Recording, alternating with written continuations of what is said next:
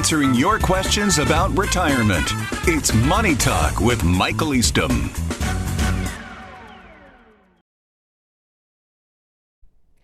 I'm 64 and want to retire. My husband is 66 and retired last year. Between our Social Security checks, we have $50,000 in income, which is fine for us to live on.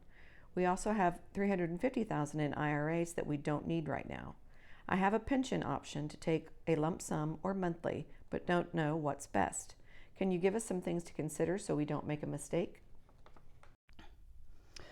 Well, thanks so much for that question. It's a great one, and it's a little bit complicated because there are a few moving parts. But first thing is, it's great to hear that your base income needs are going to be okay just based on Social Security. And the fact that you're planning to retire fairly soon could give you some great opportunities. You know, you mentioned your IRA, $350,000. That's great.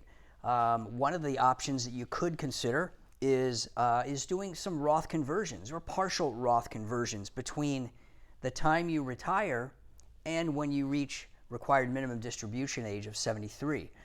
By doing that, you may be able to take some money out tax-free, and that's a big deal. Every situation's a little different, so we'll have to explore it one thing at a time. Another thing is your $350,000 IRAs. You know, if you convert that to an account that's paying you interest and dividends, you could get a reasonable amount of income, maybe $14,000 to $18,000 of income that's consistent. So that wouldn't be nearly as risky as in mutual funds or things of that nature. And now your pension. Your pension's a little bit more complicated. One of the things that is important to think about is, you know, do you want to have control over the principal? You see, if you convert your pension to a monthly payment, an annuity basically, then you give up control. Now, for some folks, that's what they need to do because they need the additional layer of income for guaranteed income down the road. But for some folks, it's not the greatest idea. For some folks, you could take that principal out, doing that lump sum rollover, and you can convert that to an IRA, no tax consequence, and then you control the principal. You control the way that it's invested. The nice thing about that is that you can increase or decrease, turn on or turn off the income at any time, of course, assuming that it's invested appropriately.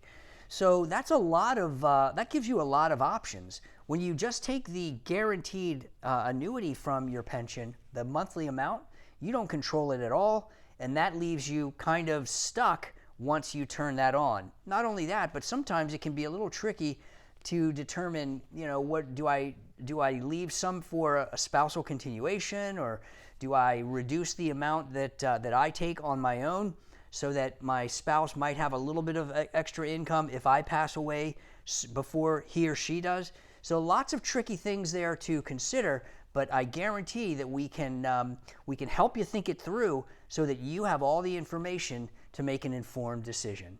Thanks again for that great question. If you've got a financial question you'd like to have answered, click on the link below to submit your question. You may hear your answer on an upcoming edition of Money Talk.